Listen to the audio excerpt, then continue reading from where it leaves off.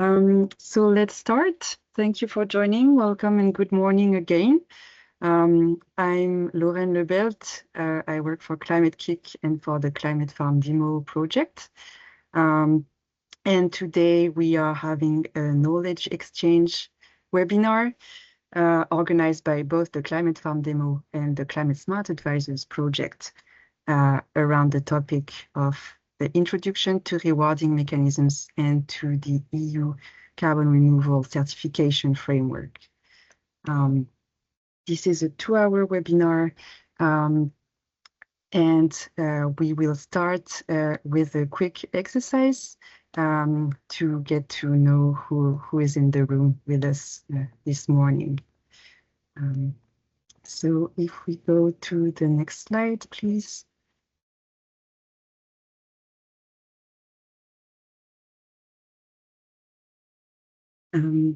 We are going to do a quick Slido exercise. I will put the Slido number in the chat so that everyone can have this code for access. And we are going to ask you, the audience, a few questions before we start the presentations of the webinar. So here is the code, and I will start sharing my screen to show you the questions.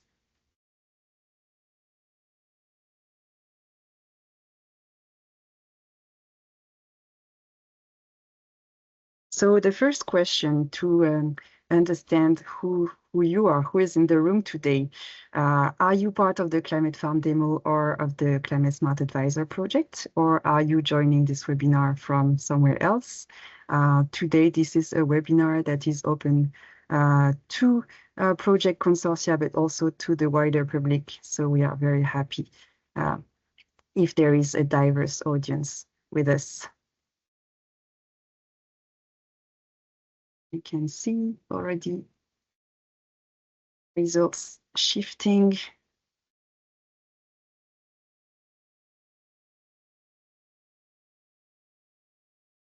Great. A few joiners who are not part of either projects, where we are very happy to have you with us today for this discussion. Thank you for joining. And quite a number of people as well who are involved in both projects. Great, for synergies. Okay, and I guess we have also the numbers shifting as we have more people joining the discussion.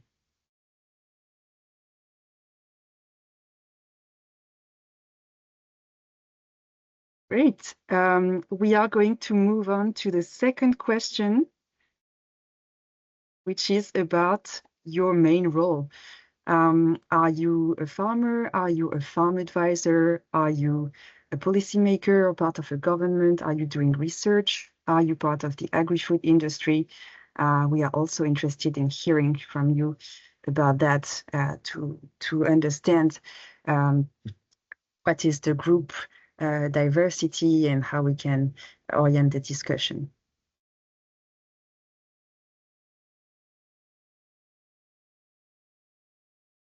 So we have quite a number of farm advisors.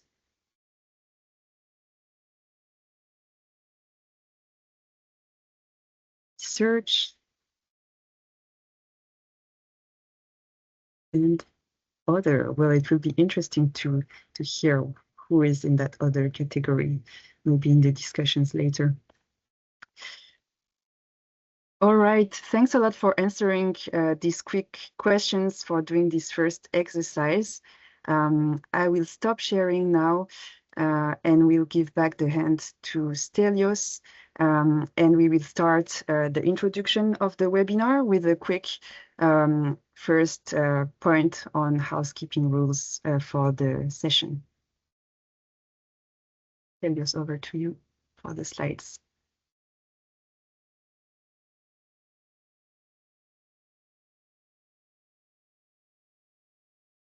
First, again, reiterating that this meeting is recorded and that the slides will be shared with everyone after the meeting so that you get all the information that is presented.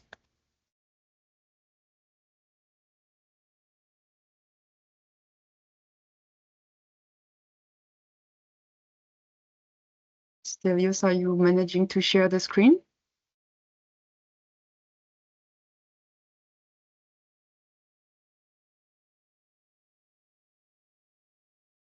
Perfect. Thank you. So again, a few housekeeping rules. Please, as the audience, mute your microphones during presentations. We will have a few Q&A sessions in between presentations for which we recommend using the Q&A function here on Teams. You can see it on top of your screen in between the chat and the participant icons as shown here at the bottom of these slides. This is a function that is useful for us because you can post your questions and then other participants can upvote it, giving it a thumbs up, and we can move the most upvoted questions to the top if we need to prioritize. Then if we go to the next slide, a few words on the agenda. Today, Jana Rolls of Borenbond and I will give you an introduction of the Climate Farm Demo and Climate Smart Advisor projects. Then we will have a presentation about rewarding mechanisms for climate smart farming and what we are talking about and what categories exist. We will have a Q&A session after this first presentation. Then we will move on to the presentation of the EU Carbon Removal Certification Framework by Marc Rosier and Simon Martel. After that, again, Q&A. Then a third presentation as kind of an opening of this topic around the pricing of agricultural emissions by Clotilde Tronquet. Last Q&A session, which will be open. You can ask questions to all speakers, and then we will conclude and explain a bit about next steps. Next slide, please. Just a few words about our speakers for this morning. So myself, Laurène Lebelt, I work for EIT Climate-KIC and for the Climate Farm Demo project, especially on the topic of rewarding mechanisms. Today with us, we also have Jana Rolls of Borenbond and from the Climate Smart Advisors project, who is my peer leading the topic of rewarding mechanism. We also have the Ecologic Institute team, Julia Pazmiño-Murillo and Aaron Scheid. Marc Rosier of the European Landowners Organization, and I4CE team, Simon Martel and Clotilde Tronquet. And also, of course, my colleague Stelios Dristas of Climate-KIC, who is behind the scenes. Just so an introduction to the two projects who are hosting this webinar today, Climate Farm Demo and Climate Smart Advisors. Go to the next. Climate Farm Demo, in a nutshell, this is an ambitious coordination and support action project, CSA, funded by Horizon Europe, that started in October 2022. The ambition for 2030 of this project is to implement, demonstrate, and support the uptake of climate smart farming practices across the EU in order to reduce GHG emissions from the agricultural sectors in a significant manner, and also to support the resilience of that sector in order to achieve the objectives of the EU climate plan.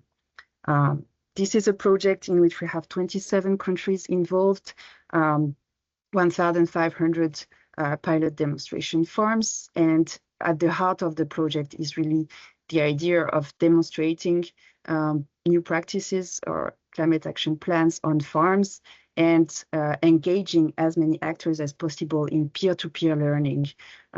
We also have an experimentation component with 10 living labs that are involved in this project. And now I hand over to Jana for the presentation of CSA. Thank you, Laurène. Hi, good morning, everyone. Also, a warm welcome from my side. My name is Jana. I'm a consultant at the Flemish Farmers Organization Boerenmond. And today I'm representing the Climate Smart Advisors project, where I'm also thematic leader of rewarding mechanisms.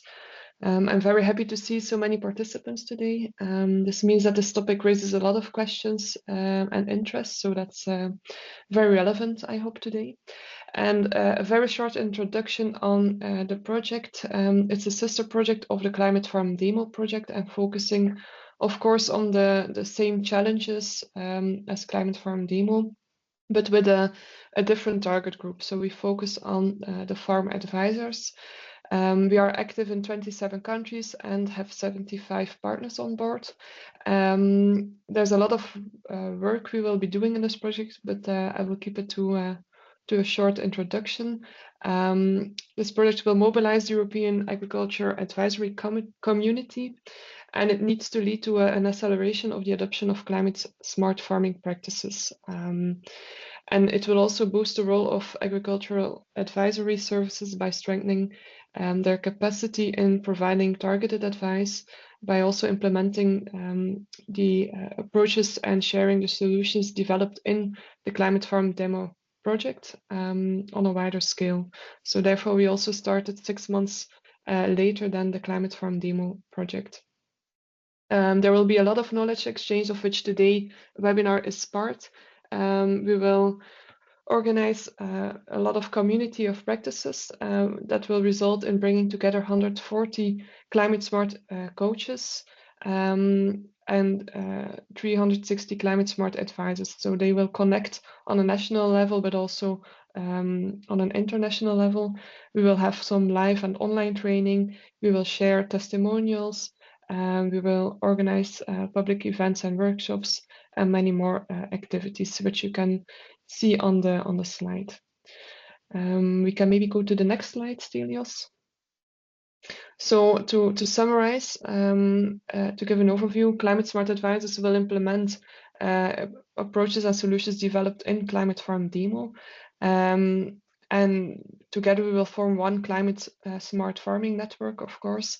And there's also a third project in the running that will focus on a third target group, the research stations, but we're not sure it will be granted yet.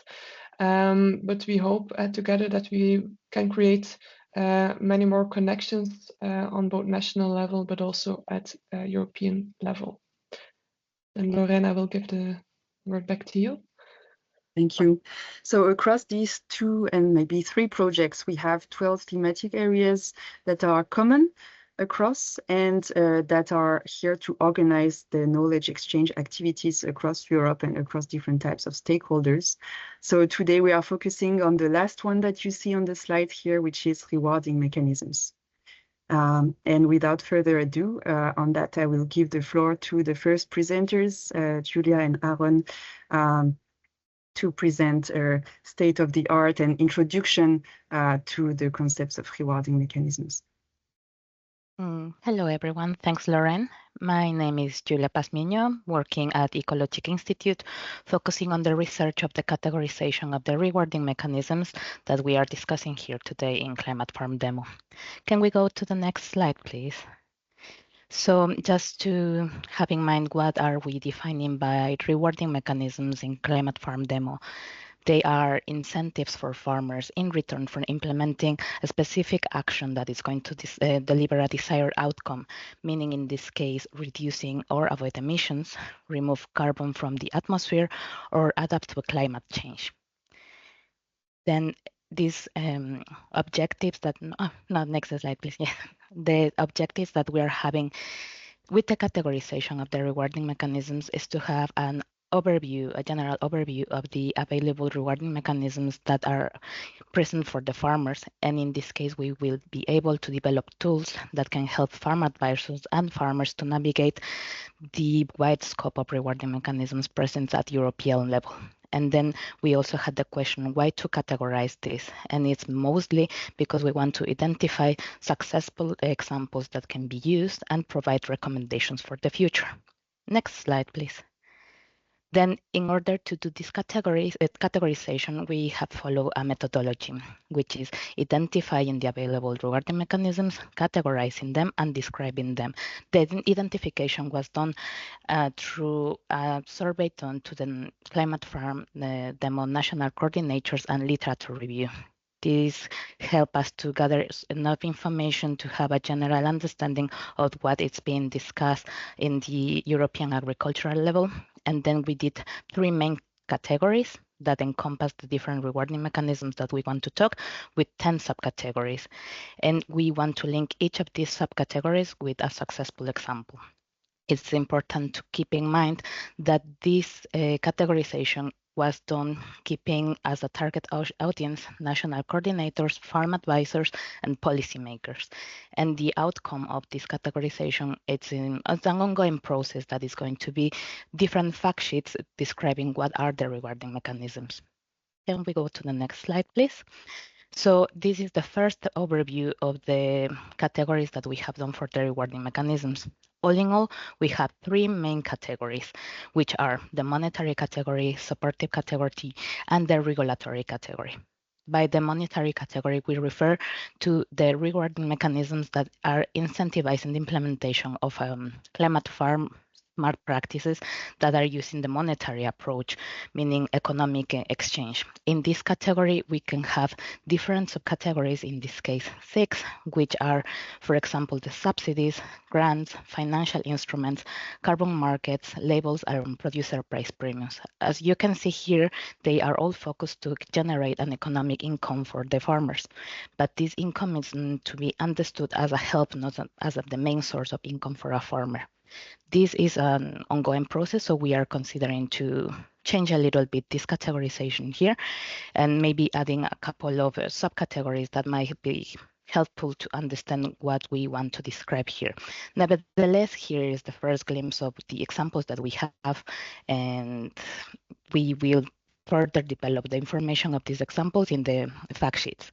For the supportive category, we refer to the non-monetary approach, which supports the adoption of climate-smart farming practices.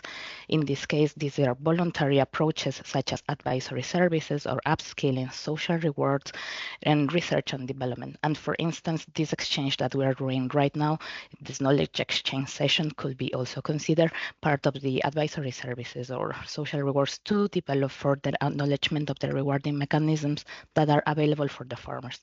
And lastly, we have the regulatory policies, which means that they are regulations that enforce or regulate the implementation of climate smart farming approaches. Can we go to the next slide, please? So in order to understand a little bit more about how we are defining the rewarding mechanisms, we can also understand where the source of the rewarding is coming from, specifically for the monetary approach of the rewarding mechanisms. In this case, we can have a source of rewarding coming from public funding, private funding, or public and private. With the public funding, it's mostly an aid that is coming from international community, EU level, or state or regional level. For example, the Common Agricultural Policy or research and development programs. In the private source of rewarding, we can have different approaches from companies or private organizations that are focusing mostly on carbon markets, price premiums, and labels. And with the public and private source of rewarding, we have a mix of the both previous that can help us to further implement rewarding mechanisms. Next slide, please. Also, it's important to have in mind what is the time of the rewarding mechanisms, as we can have an ex ante or ex post timing of the reward for any kind of a farming practice. In this sense, meaning that if you have a rewarding mechanism that is ex ante, it's a simple way that could have an initial investment for financing the climate action. However, it could be a weaker incentive, or it could generate some equity concerns. With an exposed time of rewarding, the potential for rewarding incentive could be higher, and it's easier to create communication and claiming for the actions that have been done in these climate practices. But this could lead to having high risk for the farmers. Next slide, please. And also we can consider the kind of rewarding method that is this could be action-based or result-based. With action-based, we can have low uncertainty and reduce the risk of losses of the farmer.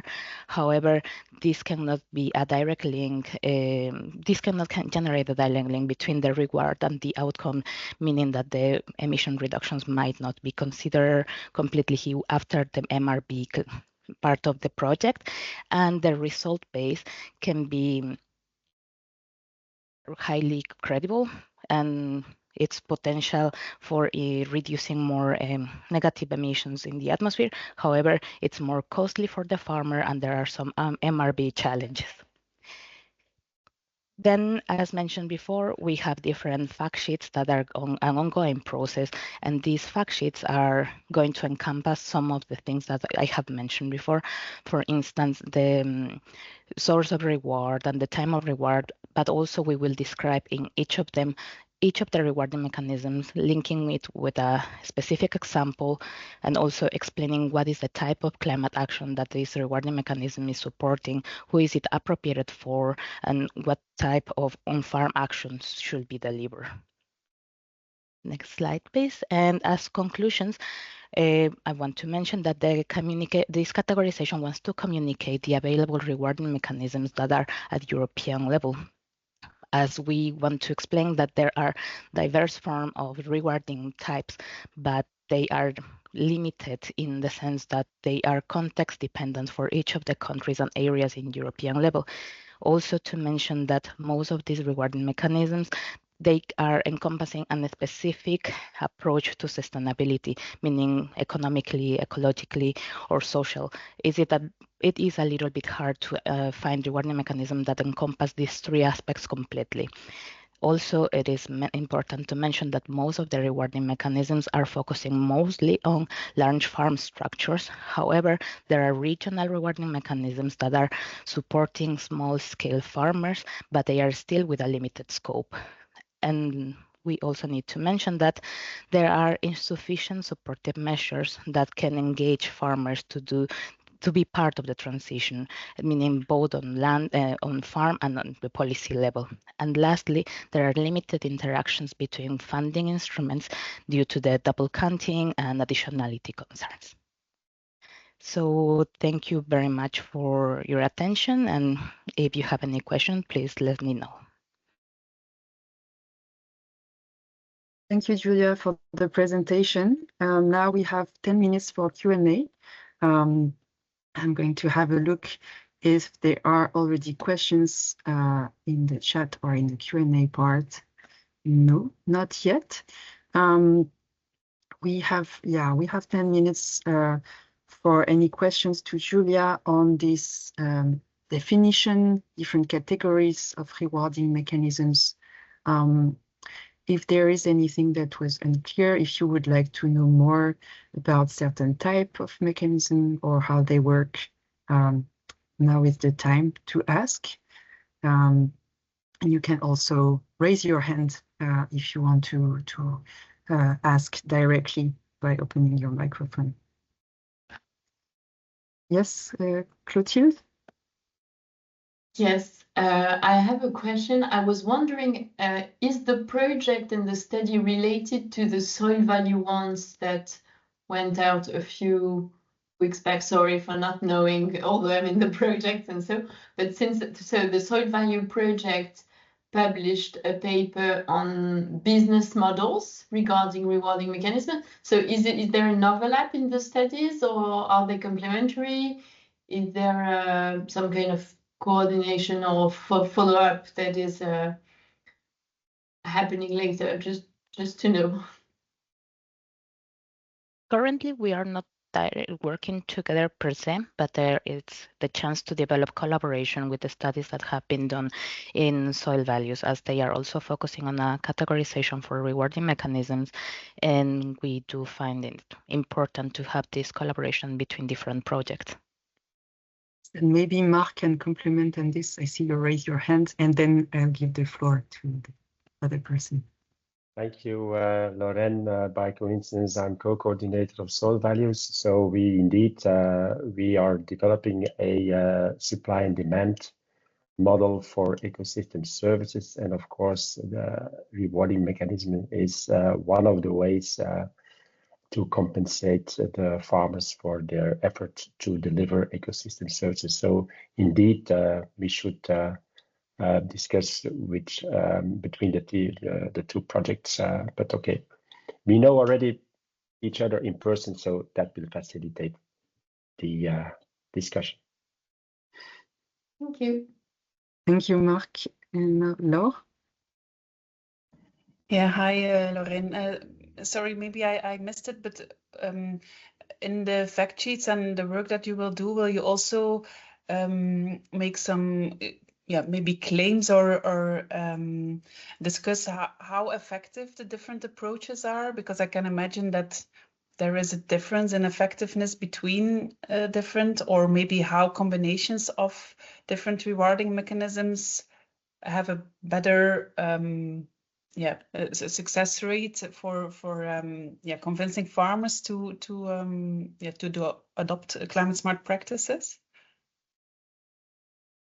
Yeah, that's a good question. And after the annual meeting that we had in Slovenia from Climate Farm Demo, we were discussing about the impact that we should consider for each of the categorizations of the rewarding mechanisms. So as it is a high-level discussion of the rewarding mechanism, we cannot go to a specific context, but we want to implement this approach of considering how the impact of each of the actions at farm level can have on a rewarding mechanism. So we are thinking on how to implement this approach on the fact sheets, but this is still an ongoing process that I think we need to collaborate with more people from the Climate Farm Demo, different work packages. Yes, and also, as we were saying before, with the soil values project, they have done an analysis with a focus on soil health about the effectiveness of rewarding mechanisms, meaning uptake by farmers, and impact in terms of different soil health indicators. So this is where we can also have a complementary approach.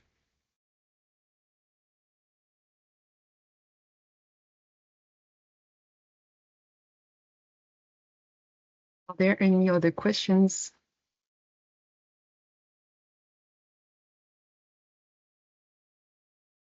Yes, Julia.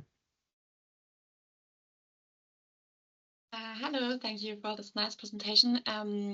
Do you know how many carbon sequestration programs exist currently, and are there more private or more public funding projects, or are there more action-based or results-based programs? Do you know something about that?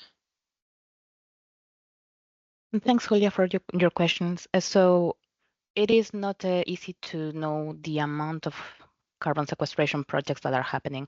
While looking for examples for the categorization of the rewarding mechanisms, sometimes you will find something online, and then 2 days afterwards, this project might disappear from their online presence. It's something that is constantly being developed, so we don't have a specific overview of what's the amount of projects that are happening. But I think also it depends on the country context, as there are some projects that are specifically happening at country level or regional level. It is hard to keep in mind what are the projects taking place. Yeah, thanks. Aaron, do you want to complement that? Yeah, so there is the state of the art of carbon dioxide removals report every year, which gives an overview on both in terms of how much budget is currently available, and also on the amount of projects.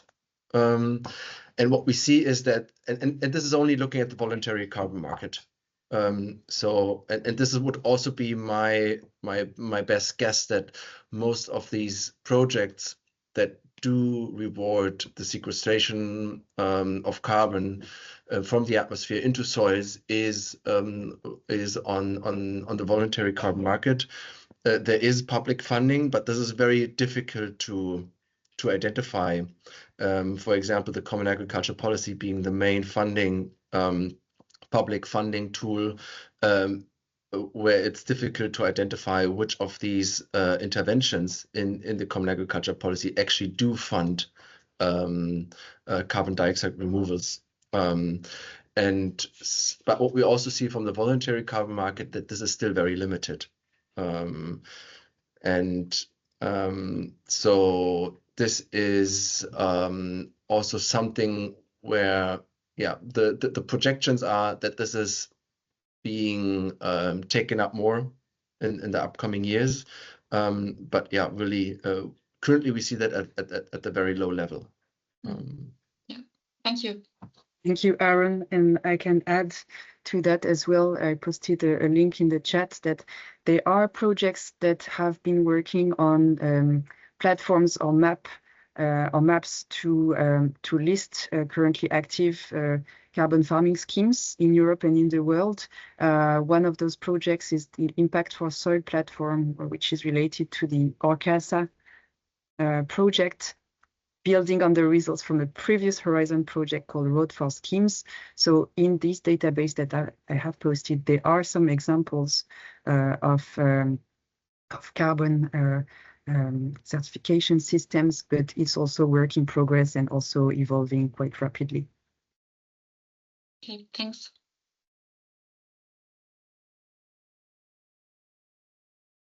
Thank you. Any other question?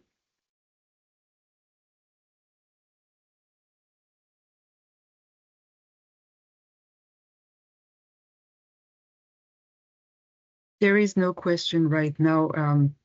There will be other Q&A moments during this webinar, so this is not a lost opportunity. You can keep your questions for later as well. But if there are no questions right now, I think we can move on to the next presentation of the webinar with Marc and Simon about the EU carbon removal certification framework, which is one example of a rewarding mechanisms connected to policy. Over to you. Good morning to you all. I'm Marc Rozeels. I'm working on soil health within the European Landowners Organization. And together with Simon, I'm also part of the carbon removal certification framework expert group at the European level. So we will try in the next slides to explain a little bit the actual status of the discussion. As you know, there is already a regulation that was resulted in an agreement on the co-decision process, and it will be published very soon by the end of this year. It is the first building stone of a system that will allow issuing carbon farming certificates in the future. First of all, some basic. What is carbon farming? In fact, it is a way to reward farmers and also foresters for implementing a set of climate-friendly practices that have the aim to enhance carbon sequestration, storage in forests and soils, and by that, or to reduce greenhouse gas emissions. And it's all about incentivizing through new business models, incentivizing farmers and foresters to take up new farming practices. And in fact, around the table at the expert group, there are 5 methodologies of 5 practices discussed. The first is about rewetting and restoring peatlands. Then we have agroforestry and mixed farming together with crops and livestock management. Implementation of soil protection measures like catch crops, cover crops, and so on. Also, of course, reforestation. Very recently, the whole discussion on how to improve fertilizer use efficiency is also added to the discussion. And at the co-decision process, was added that by 2026, the Commission has to assess how to expand the scope of this carbon farming to greenhouse gas emissions reduction from livestock activities. Next slide, please, Delios.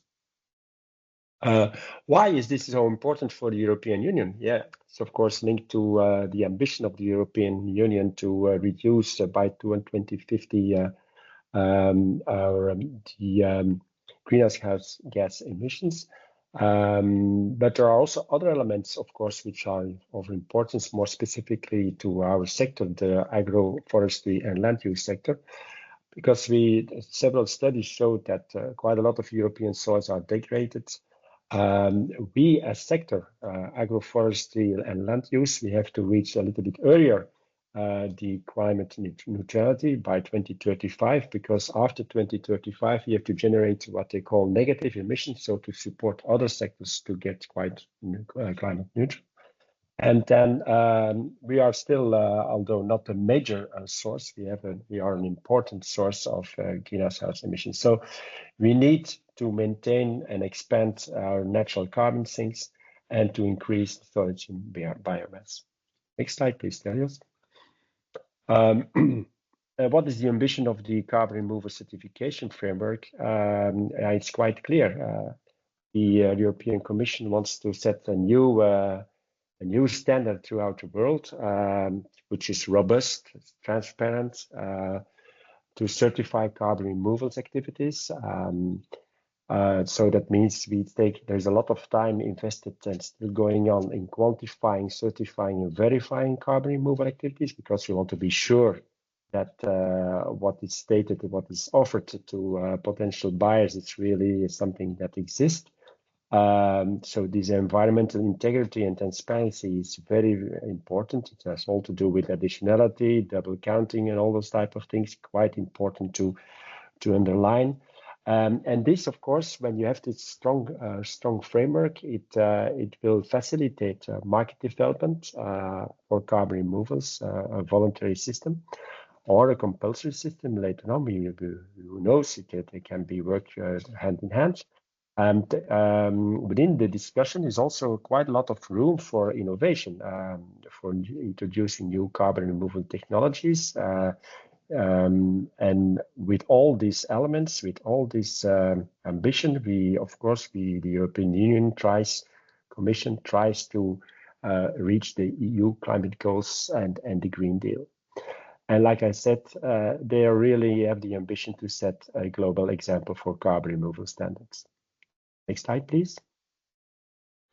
It's about financing of carbon sinks. The benefits of carbon farming is, of course, first of all, we try to increase carbon removals. We would, by doing so, farmers would get additional income. It's very important, the discussion, because quite often when you speak to land managers, they say, okay, carbon is important, but they are so much more interested in all the co-benefits of carbon farming. And co-benefits, you see them immediately more biodiversity and nature, and on the longer term in increased climate resilience of the farm and the forest lands. But of course, the benefits are quite obvious, but to reach those benefits, there are still a number of challenges to overcome. And one of the major challenges is that it takes some time to get results. So in the beginning, there are some negative impacts when implementing new measures, which can be translated in lower yields. But while your soils are improving, after a while, they regain resilience and your yields are restored. But in the meanwhile, of course, we need to do some efforts, and we need to have some transitional finance or additional finance to overcome this burden. What's also a big challenge is that a lot of measures are certainly their impact.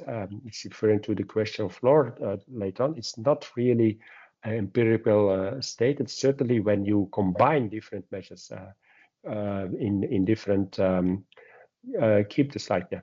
In different applications, the impact is not yet very well known. Impact from the 3P concept, the impact on profitability, impact on income, and impact on the environmental the environmental impact.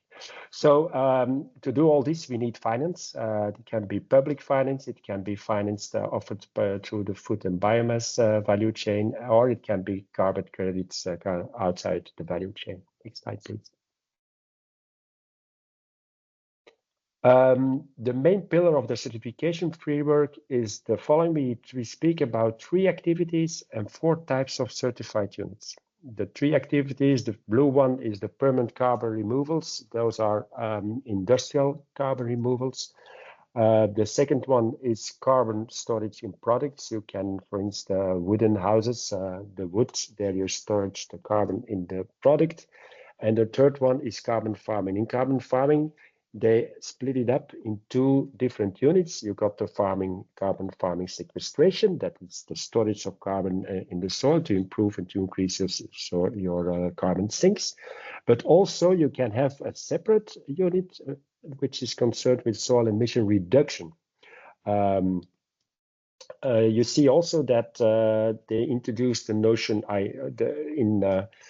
in the context of carbon farming, we speak also about permanence. The permanence in the definition is 100 years.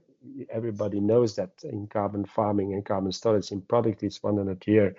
It's really too ambitious. So that's the reason why they speak here also about temporary storage. But of course, each time, and that will come later on, you can renew, of course, your certificates each time, and each time you can increase your level of sequestration. Next slide. One framework, several funding sources. We showed it already on the previous slides. So we are looking for potential funding. It can come from different sources. It can come from public funding, common agricultural policy, but also state aid or other European funds. You can also, of course, find legal obligation of defined legal obligations. There are a number of in the common agricultural policies. One speaks about the C-KICs, which are in fact good agriculture, environmental and climatical conditions, which are compulsory to get to obtain your direct income support, for instance. So this type of legal obligations can be also of importance. Then potential funding can come out of the food chain. The food companies, the processing companies, they have to deal with their Scope 3 emissions. And when they are active in food processing, quite a lot, a high percentage of those Scope 3 emissions come from the raw material they purchase, and the raw material, of course, are produced by farmers. So a lot of processes that want to realize progress in the reduction of their Scope 3 emissions, they incentivize farmers by paying price premiums to raw materials that are delivered based on additional or climate-friendly practices. And finally, of course, is this whole voluntary carbon market, which tries also to fund this new climate-friendly practices in farming and forestry. Next slide, please. The quality criteria. This is in fact the basis for the carbon removal certification framework. It's an abbreviation of 4 important principles. First of all, you got the quantification. So there is a lot of effort and a lot of discussion about the right methodology to quantify these carbon removals in a way that it's accurate and credible. Secondly, and that's a general rule which is applicable in quite a lot of other dossiers, it should be additional to what additional from different points of view. It can be additional from a legal point of view. You do something that's beyond what's already required by the regulations, or financial additionality. You do something which is not yet financed by other sources. So this is quite an important principle, which will be used systematically to evaluate and validate systems that are proposed to the market. Then, of course, the long-term storage. This is the idea of permanence I already touched upon. And then sustainability, which was in the beginning of the discussion more a voluntary side effect. But like I told you in the co-decision procedure, this is become very prominent on the table. And this is really now an integral part of this whole carbon removal certification framework. Next slide, please. The Commission also prepared a complete certification process. This is quite well progressed. You see all the different players in such a certification process, and I will start from the farmer on the bottom, the orange box. When a farmer or a land manager or a group of farmers, good land managers, decide to go for to join a certain specific certification scheme, then of course this whole system starts working because first of all the operator has to define his activity plan and monitoring plan to show how we will comply with the quality criteria and the other methodologies, quantification methodologies that are put in place by the standard owner. And then he will carry out the different activities and generate and certified units. But of course, he is going to adhere to a certification scheme, and that's the second box when we go upwards. In fact, there are, and that was already a question asked by one of the attendees, that in fact there are a lot of schemes at the moment available, and these schemes they try to it's a set of book of requirements, but where a number of practices are proposed, where a farmer can use those different practices, and once he has used the practices, the scheme is also going to measure the different impacts. It's going to appoint an external party to do the verification and through audits and verification procedures. And once the audits have been successful and positive, at the end they will issue a certificate, and they have to put this certificate somewhere in a register until the moment that this register will be taken over by the European Commission. But before an intermediary can do this, the intermediary has to be recognized by the European Commission. There, the European Commission plays a very important role. It's the European Commission that is going to validate, in fact, the whole systematic that the intermediary is proposing to his operators. So the European Commission is going to verify and validate if the methodologies applied are really up to the regulation that they propose. And through this validation process, once it has really been realized, the certification scheme will be recognized. The Commission has the intention to launch this whole process already from the second semester next year, so that by 2026 there will be recognized intermediaries that can offer their methodologies, their certification scheme to the market. This is in fact the way the whole certification process will work. Of course, like I said already, the certification scheme appointed certification bodies. The certification bodies is going to do the auditing, and the recognition of the certification body, that is left to the national accreditation bodies, which are active in each member state of the European Commission, and they do the accreditation of the certification body based on the accreditation rules, which are in fact ISO standards. And once you have been recognized as a certification body, you can then carry out the certification and recertification audits. Next slide, please. That's the last one for me. Like I told you already, there are Commission set 4 activities and 4 units and 3 activities. They also introduced the idea of a activity period and a monitoring period. But before you start, and you can start as an operator within a project, there is a certification audit validation before starting the activity. And they will check if the operator with the actual with all what he thinks he wants to put in place is in fact already ready to start into a to enter into a system like that. And I think that's a very good, that's a new element that came up on the table. And I think it's quite good because it gives you already, when you pass there, that validation state, it gives you already a certain certitude that you can do the job. Once you enter the activity period, typically for in the context of mineral soils, it will probably be 5 years.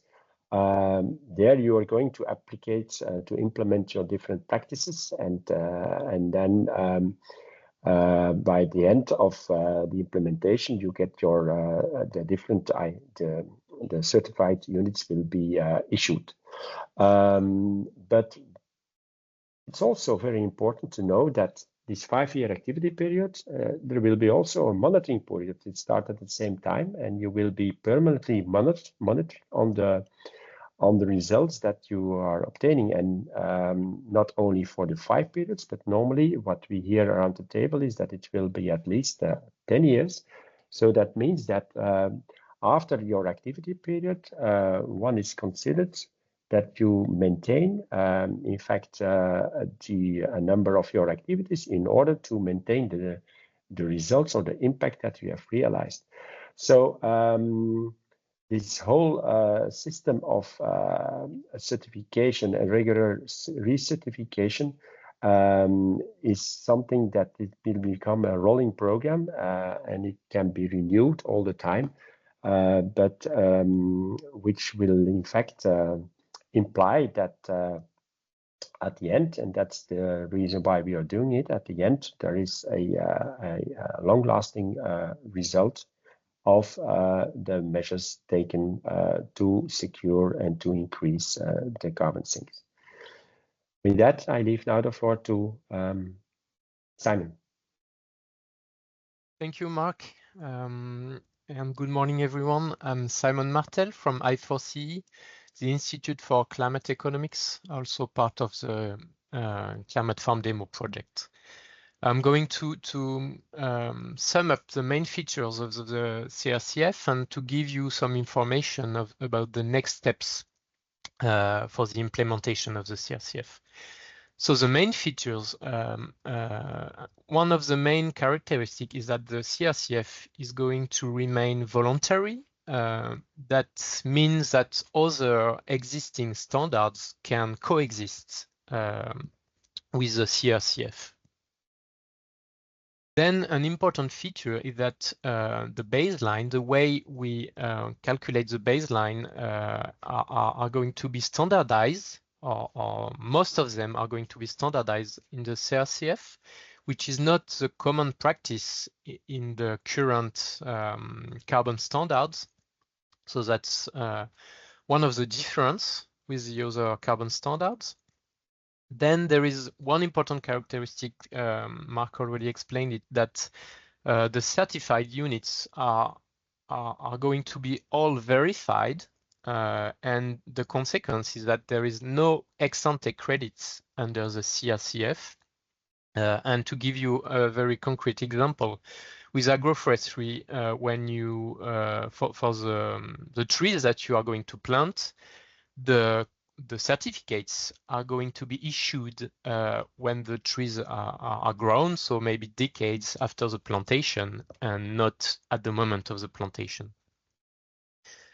An important thing is that the Commission, the European Commission, is going to build a union-wide registry by 2028. Which will contain a lot of information about the certified units, including the end use purpose of the certified units, and that's really important for the transparency issues of the CRCF. And during the transition phase until 2028, the schemes that are going to be recognized under the CRCF will use their own registries. So there will be a transition phase and then a union-wide registry. And that, as it has already been said, the use cases for the certificates remain really open, and I think in the short term, the main use case will be for the offsetting purposes or the contribution claims. But in the medium term, public subsidies can use the certificates or maybe the compliance market, as you will see in the presentation of Clotilde after.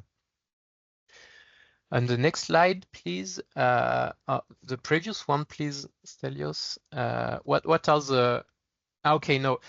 So yes, a few. No, on the previous one is missing, but don't worry. A few specific characteristics about carbon farming. It has already been said, but it's really important that about the biodiversity co-benefits. It's a mandatory positive impact that is asked under the CRCF. And for other co-benefits like adaptation, protection of water resources, circular economy, pollution prevention and control, the general principle is the do no significant harm principle. On the next slide, please. So where are we in the legislative calendar? The text has been voted by both the Parliament and the Council in last April.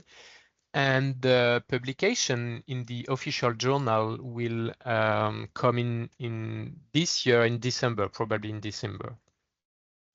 The next year, in 2025, the work will focus in the first methodologies and in defining the rules for the verification that are going to be published in implementing acts. And as Mark already said, the certification will probably start in 2026, not for all sectors, not for every activity, but at least for some of them. And then, for the moment, emission reduction from the livestock farming are not included in the scope of the CRCF, but there is a review in 2026 to potentially include this emission reduction. And other review in 2026 and 2027 to adapt the regulation. On the next slide, we are going to zoom in the next, in the current work about the first methodology. The work has already started, and the aim is really to publish 3 methodologies for carbon farming in 2025. One for agriculture, for soil management and agroforestry, one about the re-rating of peatland, and one in forestry for afforestation on unused and degraded land. The discussion are now occurring, and the aim is to link this methodology to other regulation, in particular to the national greenhouse gases inventories, and to use quantification rules that are the same than in the inventory, to make also link with the nature restoration law. And there are a lot of discussion about the quantification and which model to use and how to validate the models. On the next slide, you can see the current discussion and the milestone to the first steps for the certification. So in the next weeks, several workshops are going to be organized by the European Commission. They are open to everyone, so feel free to register. We are going to share the links at the end of the presentation this morning. Then there is an important milestone is a Carbon Farming Summit in Dublin, which is a summit organized under the Credible project, where the aim is to gather a lot of inputs from stakeholders and to discuss on how to make the best use of this regulation to really incentivize carbon farming practices. Then the implementation acts about the rules of certification are going to be published in the middle of 2025. There is this expert group meeting where some of us are members. We are going to discuss probably in April 2025 the last draft for the 3 methodology I've presented to you. And these methodologies are going to be published in delegated acts probably in the next summer. And in the meantime, the draft livestock methodology is going to be discussed at the second half of 2025. So that's are basically the next steps for the discussion for the CRCF. And I've finished for my presentation, and don't hesitate if you have questions or remarks about that. And here you can see some information and links relevant with a lot of information, especially in the dedicated sites of the European Commission.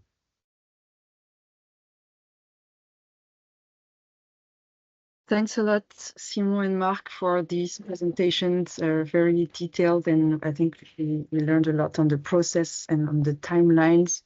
So on what you've said, there is already a question from Jana in the Q&A. The question is, what would you recommend farmers today? Some are already participating in carbon farming schemes. Is this a risk? We can't keep waiting. Change must happen now, but we don't want to put farmers at risk. What would you answer that? And also maybe Simon, you have the experience from France where you have already label bas carbone as a system. So what would you say to that? Yeah, that's a good question. First, I can say that as it's a voluntary framework, if some schemes prefer to continue at the side of the CRCF, that's possible. So that lowers the risk, I would say. Then in the methodology, we see that the Commission wants to make it possible to existing schemes and to existing projects that are already registered in schemes that are going to be recognized under the CRCF to be part of the CRCF. So if you are part of a project with the same rules that's in the CRCF, then you can join the CRCF, automatically join the CRCF probably if your scheme is going to join the CRCF. And a last point is that we see that the first certification are going to occur in 2026, but you see that it's a step-by-step process, and that probably most of the certificates are going to be issued later, and we still have a bit of time to see and to give an example. For France, the label bas carbone is now so it's under the environmental ministry, and they are reflecting on the option to join or not the CRCF, and it's not yet decided. And maybe it will be the case for some methodology and not for all methodologies. So we'll we'll see clearly the scenario will be clearer in the next months, I guess, when the methodology are going to be published. Thank you. Just to stay on that question for a minute, Aaron, you were asking to Jana what risks you are referring to. Jana, do you want to expand on that? Yeah, thank you for the response already, Simon.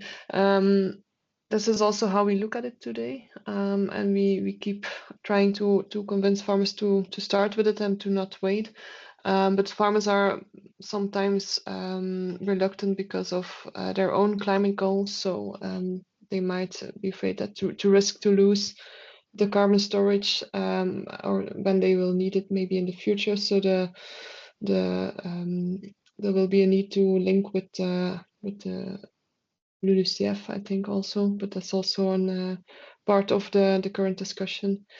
So that's the main issue I think that they are encountering now. And if you talk about if their scheme in which they participate now will be acknowledged by the Commission, maybe they have a current contract for 5 years, but it will automatically go to 10 years. So that's also a bit the concern.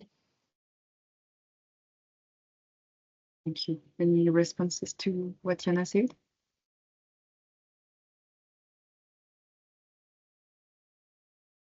If not, I will give the floor to Richard before we go back to questions in the chat. Okay, thanks, Laurène. Yeah, Mark, so Simon, I think probably this. Simon, you mentioned a baseline. I'd like to sort of go a little bit more into detail in the baseline.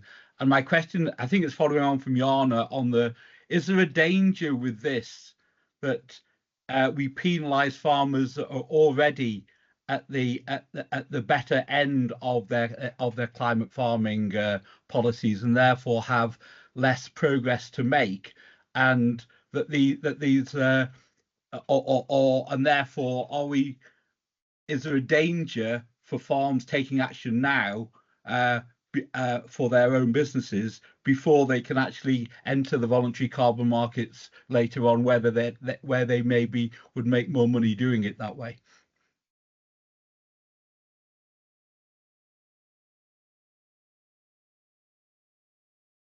Yeah, that's a really good question. In the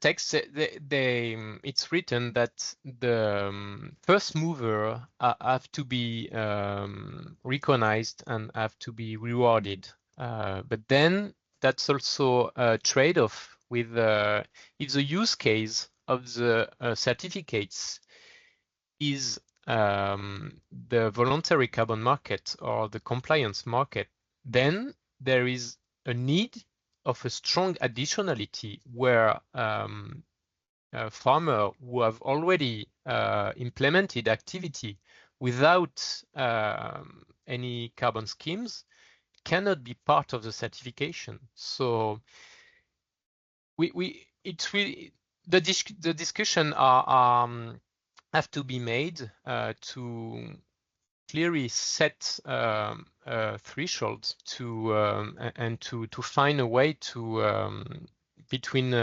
rewarding the first movers and to be compliant with additionality rules, and that's not easy.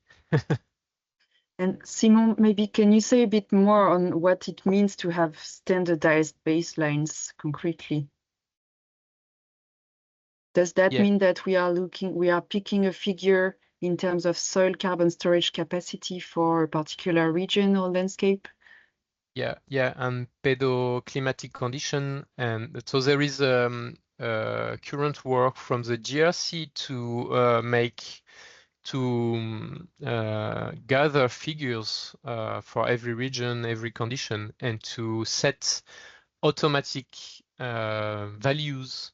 The aim is to make it simple for the baseline and also to reward the first movers that are going to be above this baseline. Thank you. Mark, do you want to add to that? Yeah, that's in fact what Simon is saying. This is the political trade-off that has to be made. You can be, there is clear they want to do something for the first movers, and I think it's very important, because if you disencourage the first movers, then you disencourage the whole system. But of course, you have to be, the other element of additionality remains, of course, a very important principle. To answer also the question of Jana, in fact, the basis of the carbon removal certification framework, they didn't start from scratch. They used a lot of methodologies that were already in place by other agencies and institutes throughout the world, by intermediaries. So a lot of intermediaries, they apply already quite good robust systems. They, like Simon said, they have to decide themselves if they go for validation for the carbon removal certification framework, yes or no. But they can easily decide not to do it and not to enter this. But of course, this can be in their disadvantage. But it remains a choice of each certification framework. But like I said, as it is the certification, the carbon removal certification framework is in fact based on quite a lot of existing methodologies, a validation process, a very robust system might has to change 5, 10, 20, 25% of the actual way it works. Okay, that's doable. Will not necessarily impact quite a lot the certificates that were issued by that system. So, but okay, that's what we do not know yet. That's the uncertainty we have to live with, and it will only be cleared from by the end of 25, by mid-25, when this recognition procedure starts, and then we will see how many schemes will really enter into this validation process. And then by the end of the year 25, we will know how many will be validated and recognized at the end by the European Commission. Thank you, Mark. There is both a raised hand and a question in the chat from Marion. Marion, I can give you the floor if you want to speak your question. Yes, thank you. I have a question on the ex-post credits. So only ex-post credits, is this already agreed upon? And how can we then incentivize farmers to participate in schemes? I can imagine that farmers can still change their way of farming, but then to participate in a scheme and make upfront costs to participate in a scheme, and when you only get ex post credits, what do you think about this? And is this already decided upon? I can try a first answer. Yes, it's already decided. It's in the text, it's in the regulation that every unit has to be verified. So, and through measurement, modeling, and or remote sensing. And the answer onto how to incentivize is to implement upfront financing mechanism, pre-financing mechanisms that already exists in the market. So yeah, that's the basic answer. So you can, by modeling, it can also already be verified. About the quantification, the regulation said that it has to be a combination of measurement, modeling, and remote sensing. But nothing prevents a system owner to organize the financing and to incentivize the participants in his scheme in a way he thinks is the best to realize it.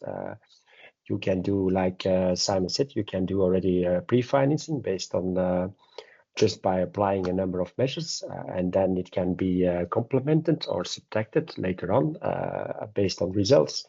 So there are different methodologies that are put in place by the different systems standard owners, and that should of course be checked before you enter a specific scheme. You have to look at the contract conditions of each scheme and how they organize the pre-finance and so on. But the principle remains what Simon said. You can only get a certificate, a credit at the end if it has passed all the exams, like I always say. Yeah. Okay. Thank you. And is there any other question? We have a few minutes left before the next presentation.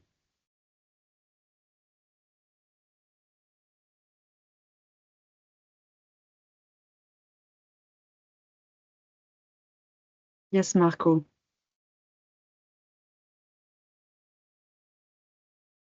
Can you unmute yourself? Sorry. Do you believe that we can use some research data or data on a territory to instead that measuring each single farm data? I mean, can be in the future use the data from group of monitoring and measuring on a group of farms to show that each one of them can sequester, can capture CO2 in the soil, for example? I will answer this because the group audit is allowed. So a group of farms can also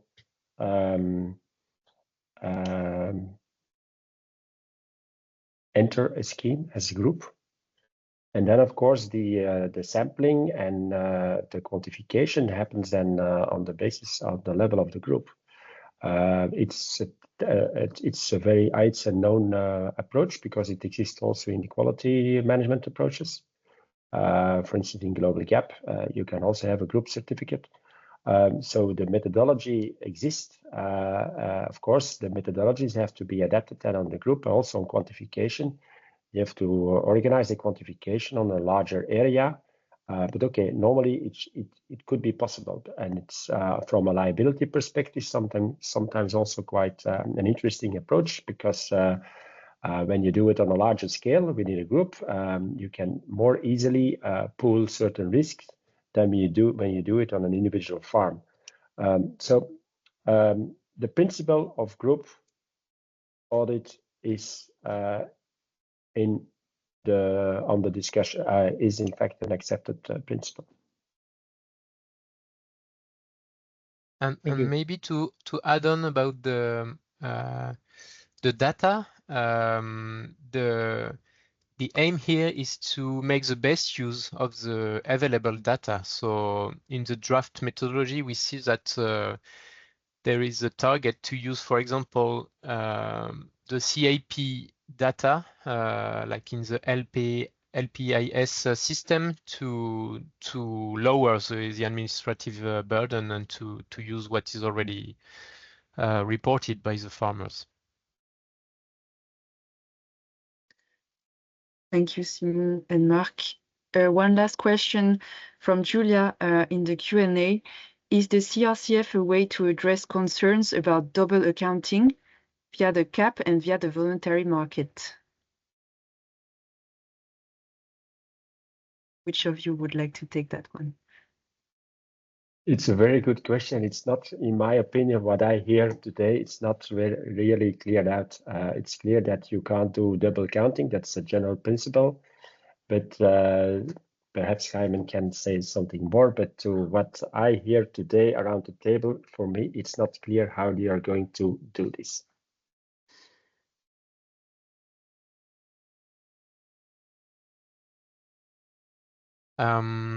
Yeah, I guess the question is that if a unit can a unit be both used under the CAP and under the voluntary markets? I don't, because double accounting is a wide definition and there are a lot of issues, but I would say that one unit can be just used once for one end-use purpose, so either the cap or the voluntary market. But in that aspect, you will not have double counting. Then the units will be also accounted in the national inventory. There is an assumed double counting, but which is not really a double accounting, because the inventory are something, and then the claiming are something different. And there will be the claiming and the accounting in the national greenhouse gases inventory. I hope I was clear. And I can also flag that another Horizon Europe project called MARVIC, in which some of our partners are participating as well, is organizing very soon a webinar on this topic of double counting risk. So I will post a link to that webinar in the chat in a few minutes. Great, if you're interested. Thank you. Thank you for the questions. Now it's time to move on to Clotilde's presentation to have a kind of a broader picture around carbon pricing mechanisms. Over to you, Clotilde.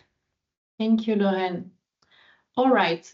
I just wanted to add actually something that was previously asked. So actually, you might have some units that are paid within the framework of the cap and that are also sold on voluntary carbon markets. In France, we have an agri-environmental measures that actually comes as a complement to voluntary carbon markets. So that's, and then it's about additional financial additionality, but well, yeah, that's one exception about that.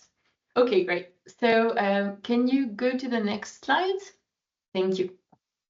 So as an opening, I'm going to give you a few perspectives on what could become the CRCF in a more regulatory option, in some regulatory perspectives. So far, the examples that have been developed were more about rewarding mechanisms on voluntary carbon markets, but you have to know that some work is being done on how to implement it on a regulatory basis for a later term. So as a context first, so we have agricultural emissions that have been stagnating since 2010. The Common Agricultural Policy, unfortunately, has had little impact on mitigating these emissions so far. And so we know that we actually need some additional measures to achieve climate objectives for agricultural sector.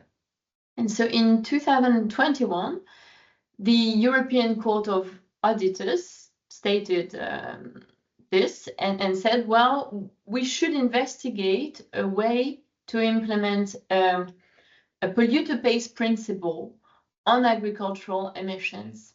And we should also look at how to reward farmers for carbon removals.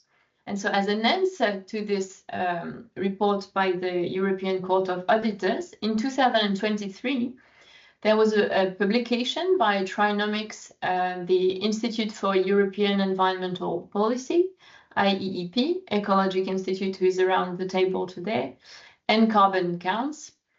And this publication explored 5 configurations of how we could apply this polluter-pays principle as an ETS, as an emission trading system on agriculture. And before going any further, I'm just going to jump to the next slide to explain to you what is an emission trading system. Yes, thank you. So an emission trading system is a policy that is based on a cap and trade principle. So the regulator, in this case would be the European Union, defines a maximum amount of greenhouse gases emissions we can emit. It should not be exceeded. And this cap is planned to be reduced each year until we reached our climate objectives. And then the regulator allocates this total amount of emissions to the companies that are subject to the scheme in the form of allowances. So this is kind of a permit to emit. And these allowances, they can either be sold, so there is like an auctioning system, or under certain circumstances, they may be given for free, as free allocation. And then the companies each year are required to surrender a sufficient number of allowances to cover their emissions. And depending on their performances, depending if they manage to actually reach the level of emission reduction, they may have extra of these quotas to sell to others that would not have been able to actually reach them. And you have to know that this tool is really the main European climate policy so far. So all the sectors, basically, except for agriculture, are covered by ETS. So since 2005, we have this ETS 1, which is covering electricity, industrial installations, for example. And we have a new one that is becoming operational on road transports and buildings. So just to give you a broad notion of what is an ETS. Next slide, please. Oh no, so yeah, actually, back to the back to the other one. Yeah, exactly. So actually, I just come back to that. So now that I explained to you, so what is an ETS? So the 5 options for ETS, 5 options have been suggested and explored in this first review. But also the idea was, okay, you will going to have some revenues from this allowance auctioning. And this could, in part, go to finance some carbon removals. So this was the first work. And now we have a second work that is ongoing, which is an impact assessment. What would happen for each actors of the chain value if we do this Ag ETS, but not only the Ag ETS. With this new work, some new options were reopened. So the window, the horizon is wider. The options that are being assessed are ETS options again, but then also what could we do more about voluntary carbon farming and mandatory climate standards. Next slide, please. Yes, exactly. And so I'm just going to give you a brief overview of these 3 types of options that are on the table. And again, so yeah, we are talking about a calendar of post 2030. So it's not for now, but it's just to give you an idea. So I ranged them, let's say, from the one that is most obviously a carrot, an incentive, on the left, to the one that is really purely a stick, like on the right. So one first option explored is about how could we boost carbon farming, for example, with public procurement. The idea would be that the public institution could secure some of the voluntary carbon markets with forward contracts, with minimum price guarantee, for example, and then hope that the private sector would actually buy them on a voluntary basis as part of their corporate and social responsibility, which is more or less like this. So this kind of demand we have now, but backed with the public support. Then we have the emission trading options that I developed earlier. And so with this idea that it also creates some flexibility because we have this trading option.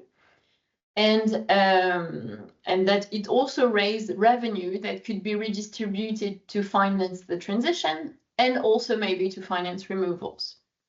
And then third type of regulatory options, well, it's really the most radical, straightforward option. It's a mandatory climate standards. So basically, you have the obligation to reduce your emissions. And for those who are familiar maybe with the SBTI, could mean something like a mandatory SBTI, the same way you have your trajectory. And so on those, especially on those two last options, the discussions are about what kind of scope could it include? Are we putting some mandatory targets on livestock emissions, also on crop field emissions?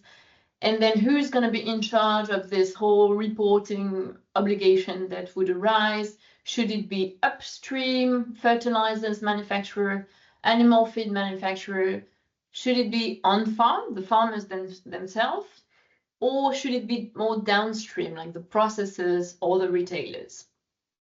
So for now, let's say that everything is still on the table and being discussed. But the wider question is actually, independently of the tool, how can we really make sure that the whole agri-food value chain is going to contribute to this mitigation and not just pass on the cost to the next actor until the consumer?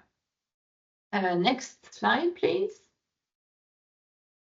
And so the last point that I wanted to mention is actually, okay, how do these systems relate to the CRCF and to the carbon certification methodologies that you're dealing with? So actually, these methodologies are really key if there is a regulatory option on agricultural emissions. First, because we will need to calculate the emissions and their evolution in a precise way. So there is really this need for a harmonized reporting tool at the level of the EU. So this is really about the CRCF. And in order to make sure that we're not only considering default factors for emissions, we really need like a fine-tuned methodologies to be able to value the good performances of low carbon practices. But beyond this calculation part, we also need this kind of carbon certification methodologies, especially in the option of an ETS, because an ETS would imply that we're able to trade some options. So if we want to enable this trading of carbon credits, obviously the emission reductions and the removals, we should make sure that there are real additional emission reductions and removals. So all the tools about the reference scenarios and additionality would also be needed in this option. So this is it.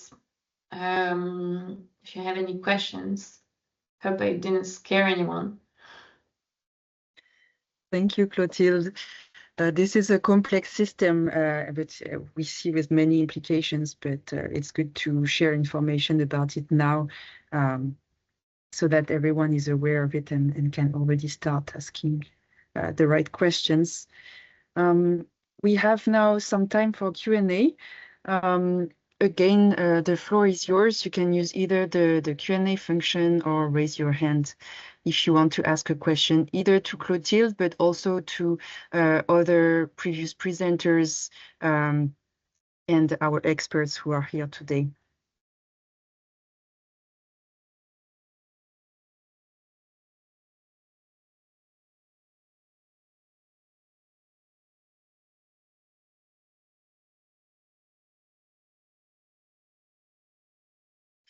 And maybe a first question from me, Clotilde. So you were saying for now the timeline for this discussion is still quite far. Well, implementation would be quite far in the future. There are working groups working on that at the moment. Can you say a bit more on the timeline? Yeah, sure. So the second work that I mentioned at the beginning, so it was launched in June. And the publication should come around March 2025. So, and there are a number of workshops organized by the authors of the publication and the Commission to make sure that everybody is actually involved in this. So there are 5 5 workshops. To give you some examples, the first one was about the tool, so exactly like the option that I presented, which tool could be the best one. Then there is one at the beginning of next week, which will be on effectiveness. So, okay, independently, who would do what with this kind of incentives?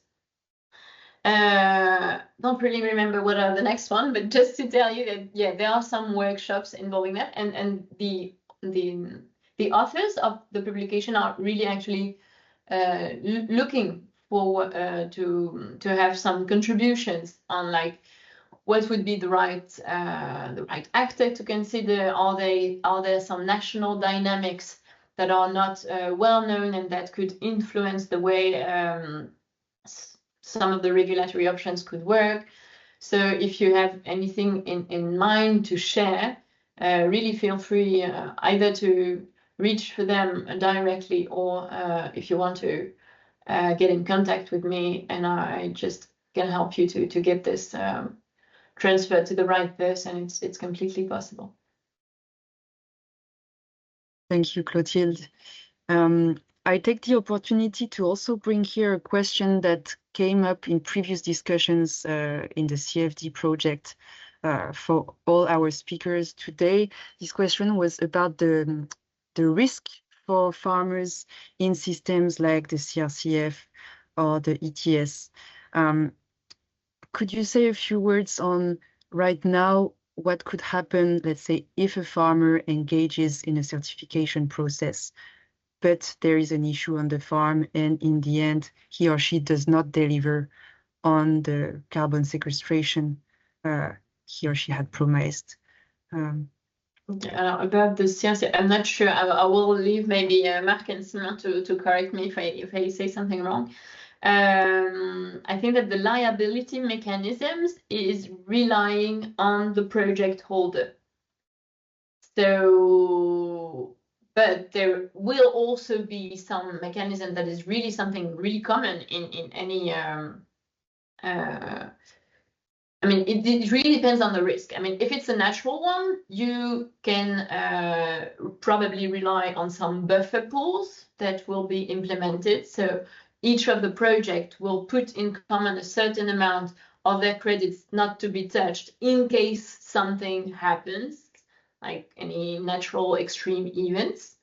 So, but if the result that is not delivered actually comes from the fact that the practices were not implemented, then actually the risk relies on the project holders that committed to and that didn't deliver. Yeah, I guess maybe if there is something else to say, I leave them. But maybe just one thing to complement on that, because there were a lot of questions about this thing about additionality and the front runners and so on. And just to put it in this, also in this regulatory perspective with the ETS, I think the question that we are asking currently about, is it better to go now, or is it in 5 years, or will we be blocked because if we entered earlier, we won't have the funds and so on. If we take the perspective, for example, of an ag-ETS, I mean, the things that for which you are rewarded today will be the things you will have to pay for your emissions later at a later stage. So the position that I would say is, well, you have a possibility so far, because it remains voluntary, to actually get funded for that. But you have to remind that on the longer term, it will become regulatory. And so the more that you have advanced in your dynamic of emission reduction, the less you will have to pay, actually. I mean, your historical progress will be valued at that point. So this is just another way to see the risk to go in such projects so far. Thank you. Does anyone want to add to that, or any other questions?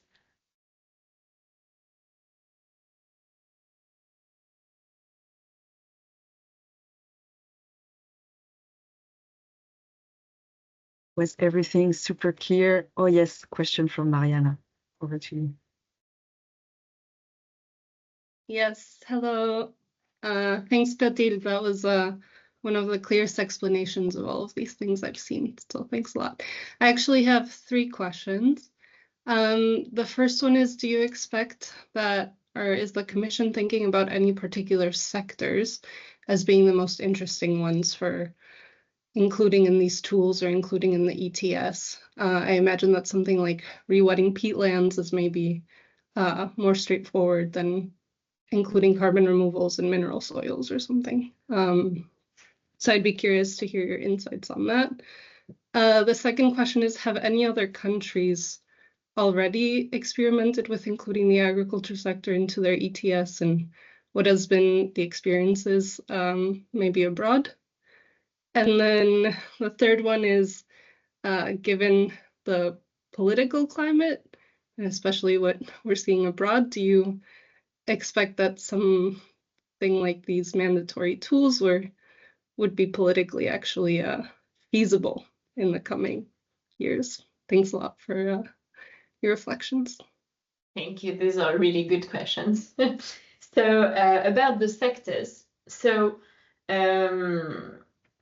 depending on the options, actually each time selected a certain scope and a certain point of obligation, but the debates can actually be detached. So about the scope and what emissions are we rewarding, where there are the most emissions is enteric fermentation, manure management, and nitrogen emissions from fertilizers.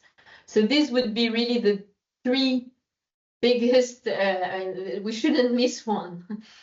And this is my position. Although some of the options that are proposed, sometimes they only looked at livestock emissions. And this was the case, especially in the first report. But now, and in this sense, I would say that really progress has been made in the discussion, that in the second work that is being done, now it's like it covers both crop fields and livestock mostly. And as for, so there was an option in the first study that regarded only the peatland restoration. And it was actually, it got out of the scheme. So I guess that now we can say that peatland restoration are going to be more funded through kind of subsidies from the CAP or pure CRCF voluntary things. But I mean, so far, at least it has been kind of excluded from an ETS scheme. Second question, other countries, few countries really. I mean, each time at I4C, we do a lot of reviews of what kind of ETS exists, where are there some tax, and I mean, the agriculture and also land sector at large is usually like put aside. But we have a few exceptions. So in Europe, we have Denmark, who chose to engage in a tax, which is slightly different, but with the same. I mean, there are some flexibilities in this tax, so we can say in a way it's close to. So they are engaged in this, and at the wider geographical scope, there is New Zealand, who has been trying for years and years to actually implement such an agricultural ETS.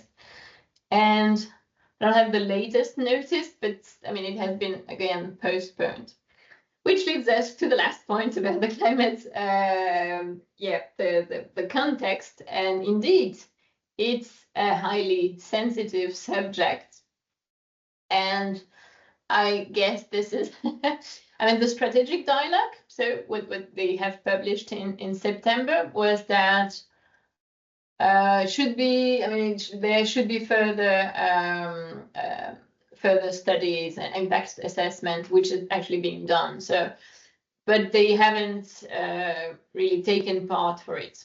But what we could imagine to actually answer this contextual question is that maybe, like, between my 3 options, they can just come one after the other. For example, maybe there will be some first public help to boost the voluntary carbon farming schemes and to ensure that the farmers, are secured and that they will get this money. And then, why not thinking about an ETS and thinking about how much flexibility you leave to the other one. So I guess this is the question of a sequence, but in the end, we know that the only emissions that are actually left in 2050 are agricultural emissions, and this is the sector that so far is not achieving its climate targets. So, I mean, this is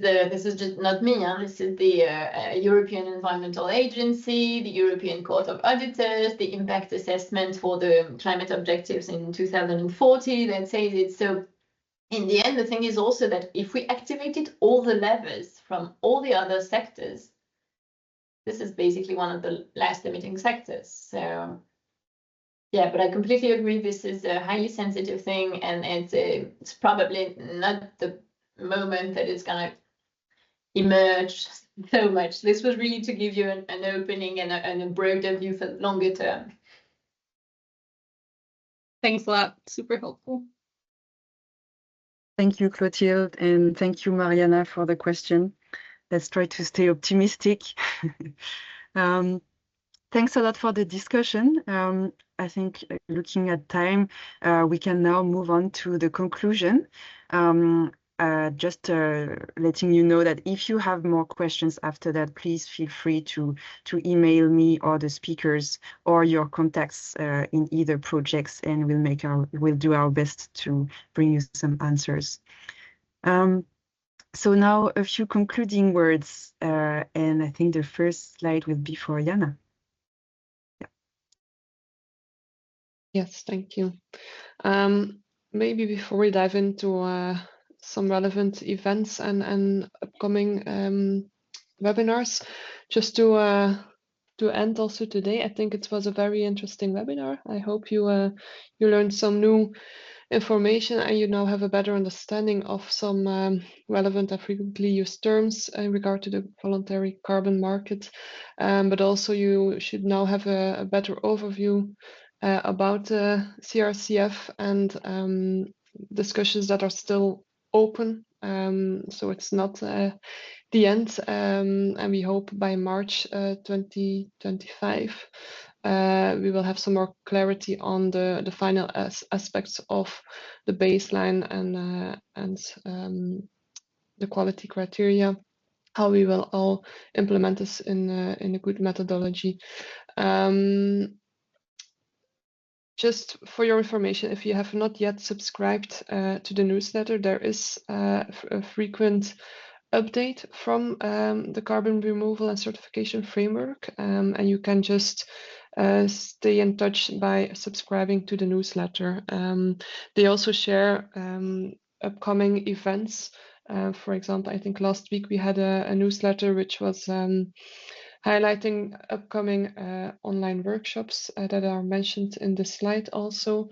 The first one will be the 26th of November on soil carbon in mineral soils and agroforestry, and the 28th will be about forestry. So it's open for everyone to apply and to follow. And there will also be the 12th of December a workshop on the standardized baselines for agriculture. So also a very interesting and important one, and also very linked to the discussion we had today. And it was already mentioned by Simon, in March we will have a carbon farming summit, or the second summit, and it will be happening in Dublin this year. You can already have a look on the website, but I suppose future information will follow later on. A more detailed program will still have to be shared with everyone. Yes, Laurène, I think that's important ones. Thank you. Also, as a group of projects, CFDA and CSA, we will of course continue the knowledge exchange webinars and activities, and we already have some ideas for the future. This session was really an introduction to the different types of rewarding mechanisms with a deep dive on the CRCF system, but still an introduction. So there are many more topics that we would like to explore Some of the ideas we have for early next year would be, for example, to have a closer look at what was done under the label Bas Carbone in France. We'd also like to invite speakers from Flanders to have a look at what is being done from eco schemes to their own CRCF action plan, and many other ideas, including communicating on rewarding mechanisms. Info missing from that slide, but I will add it before I send it to you, is also that as the CFD project, we have a knowledge exchange week coming up in December during the week of I think 9th of December to the 13th. So this will be a week where we'll have plenty of webinars on a variety of topics related to climate smart farming, including also rewarding mechanisms. And of course, topic suggestions for this knowledge exchange are always welcome. So now before we close, we'll go back to the Slido to do a quick exercise and ask you your opinion, your ideas on this topic of rewarding mechanisms. What question would you like us to address in the next knowledge exchange sessions? I will share my screen with the Slido board and activate this poll. Here you go. This is really an open board for you. All ideas are welcome. There are no stupid suggestions. We really like to hear from you so that we can make relevant plans for the next session to understand what is interesting for you. So it can be going deeper on something that was mentioned today, but it could also be looking at rewarding mechanisms for specific sectors of production. It's really open.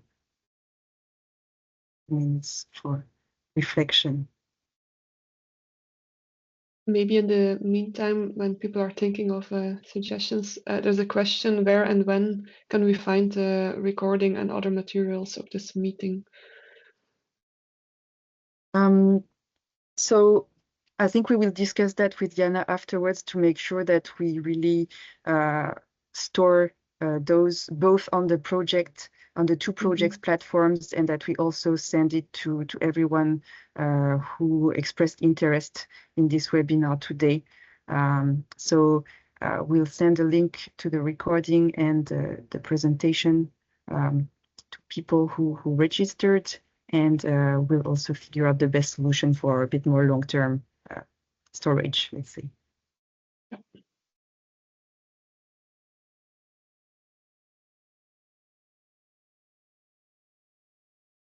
Thanks for suggestions already coming up.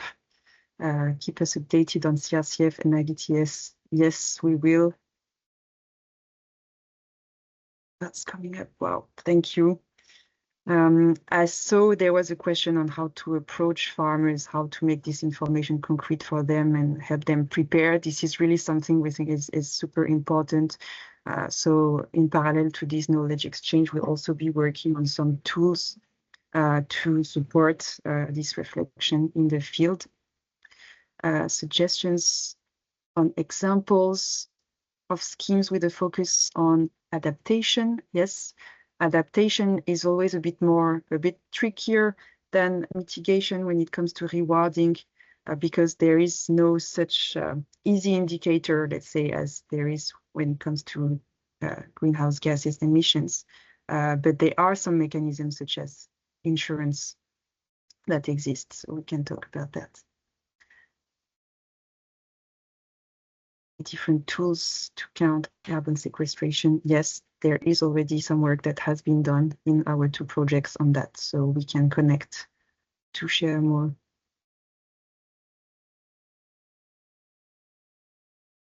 And yeah, we see here some keywords that are coming up. Farmers as a priority, carbon, well, of course, and examples. This is really important. Maybe to mention also on the summit in Dublin, there will be a high focus on local examples and practical cases, and also the farmers view in this topic.